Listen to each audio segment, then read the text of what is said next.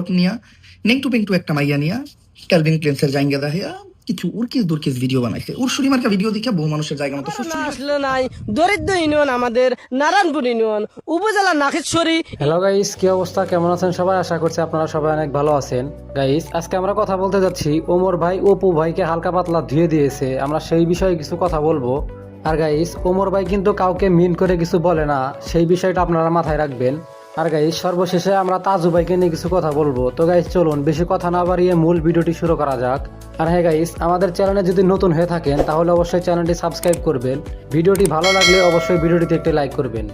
দেখো ভাই, তোমরা তো আমার অনেক কিছু কইতে কও, বাট আমি যদি এখন কিছু কই তাহলে পাবলিক আমার কইব খারাপ, আমি মানুষের নিয়ে সমালোচনা করি, আমি মানুষের নিয়ে রোস্ট করি।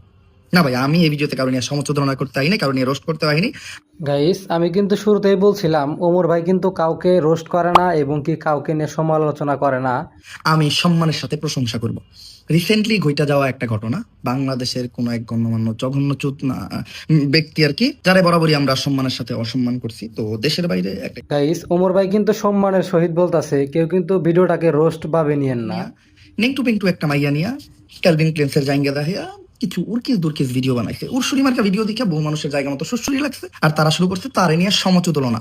তো এরকম একটা মহাপুরুষের নিয়ে সমালোচনা দেখে আমি থাকতে পারলাম না, আমার জবাব দিতে আসতে হইলো। বহু মানুষ কইতাছে যে 2018 সালে যদি আমরা ওর মতো চুলে রং দিয়া টিকটক করতাম তাইলে আজকে আমরা ওর পজিশনে থাকতাম, ওর মতো সফল থাকতাম। গাইস, এই ভুলটা মূলত আমরাও করছি। যদি 2018 সালে চুলে কালার করতে পারতাম, আজকে হয়তো অপু ভাইয়ের জায়গায় আমরা থাকতে পারতাম।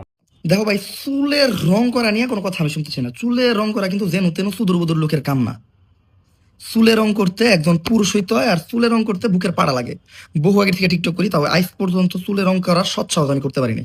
কারণ কি জানেন, চুলের রংটা করার লগে লগে শুরু হয় চর্চাপুর খাওয়া। চুলের রং করার পর আপনি জেনে যাবেন অনুযায়ী চর্চাপুর খাবেন। বহু মানুষ তো চর্চাপুর করে বাইরে লয়ে গেল, আর তারপরে হইলো যে ওর অবস্থানে থাকতেন বা ওর মতো আপনি সফল হইতেন। গাইস, ওমর ভাইয়ের কথা ঠিক আছে, চুলের রং করা আসলেও অনেক কষ্টের বিষয়। যারা 2018 সাল থেকে টিকটক ব্যবহার করেন তারা অনেকেই বলতে পারবেন চুলের রং করা অনেক টাফ। ধরেন ভাই, আপনার আমি একটা ইয়োর দিয়ে দিলাম, লগে একটা নেংটু বেংটু মেয়া দিয়ে দিলাম, ক্যালভিন ক্লেন্সের জায়গা না দিতে পারি, ধরেন একটা রূপা চুপারি জায়গা দিয়ে দিলাম, বাংলাদেশের যে কোনো একটা ব্র্যান্ড, বাংলাদেশের ভালো হইলো। তো আপনি কি ওর মতো ভিডিও বানাই সোশ্যাল মিডিয়াতে ছাড়তে পারবেন? এই সৎ সাহসটা কি আপনার আছে? না, বুকে হাত দিয়ে কোন ওর মতো সুদনামি করে কি ভিডিও আপনি সোশ্যাল মিডিয়াতে ছাড়তে পারবেন? ভাই, আপনি তো সামান্য সোশ্যাল মিডিয়াতে জায়গাটা দেখাই একটা ছবি আপলোড দিতে পারবেন না। এই বয়ে আপনার আত্মীয় স্বজন দেখে লাইব, আপনার পরিবারের কেউ দেখে লাইব, আপনার বন্ধু বান্ধব দেখলে কি কইব, আপনার গার্লফ্রেন্ড দেখলে বিষয়টা কেমন ভাবে নিব, মাইয়ারা দেখলে বিষয়টা কেমন ভাবে নিব। এটা কিন্তু একটা সৎ সাহস, এই সাহসটা আপনার ভিতর নাই। তো গাইস, এসব সাহস আমাদের দ্বারা হবে না, এসব সাহস আমাদের ভিতরে নাই। কারোর দিকে আঙ্গুল তোলার আগে আগে নিজের কথাটা ভাবেন। ভিডিও তো ভাই পরের কথা। আপনার মায় যদি আপনার লোক একটা মাইয়ারা দেখে তাহলে জুতা দিয়ে পেটে, যেমন আমার মার কথা কই, আমার মায় যদি খালি শুনে আমি কোনো মেয়ের লোক মোবাইলের কথা কই, জুতা দিয়া পিড়ে আমার চাপার আড্ডি খুলে লাইব। তো এই সাহস জীবন হইব না সোশ্যাল মিডিয়াতে আমি একটা মাইয়া নিয়ে ছবি আপলোড দিব, আর ওই রকম ভাবে জাঙ্গিয়া কইরা পিস্তল বাই কইরা নেংটু বেংটু একটা মাইয়ার লোকে ঘষাঘষি করে চুদনামি করে, এটা তো বহু বড়ের কথা। এই সাহস আপনার আর আমার মতো মানুষের জীবন হবে না। এই সাহস শুধুমাত্র কোনো মহাপুরুষ নামে চুদনারি হইতে পারে। দেখেন ভাই, ভিডিওতে ব্যাড ওয়ার্ড ইউজ করতে পারবো না, কারণ যদি ভুলে বলে ভিডিওটা পরিবারের কাছে জায়গা তাহলে সুতা দিয়ে পিটাইবো। ওই রকম ভিডিও আপলোড দিব, এটা তো বহু দূরের কথা। ভাই, সামান্য যেগুলা ভিডিও বানাই এগুলো যাতে বাড়ির মানুষ না দেখতে পারে, তাই ইউটিউব আনইনস্টল দিয়ে রাখছি। ওমর ভাই কিন্তু একটাও ব্যাড ওয়ার্ড ব্যবহার করে নাই, দুই একটা যা বলছে ওটা ভুলে ভালে হয়ে গেছে, ওটা আপনারা ক্ষমার দৃষ্টিতে দেখবেন। টিকটক নামাইতে দেই না, ফেসবুকের তো কোনো নামগন্ধ রাখি নেই মোবাইলে, তাই আপনি বুকে হাত দেন।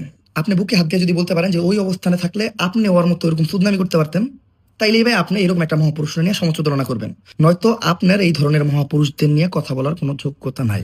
তো গাইস, ওমর ভাইয়ের ভিডিওটা এই পর্যন্তই থাক, বেশি দেখার দরকার নাই, বেশি দেখলে আবার আপনাদের মাথা নষ্ট হয়ে যাবে। তো গাইস, এবার আসি হচ্ছে তাজু ভাইকে নিয়ে। তাজু ভাইয়ের একটা ভিডিও দেখি, চলুন।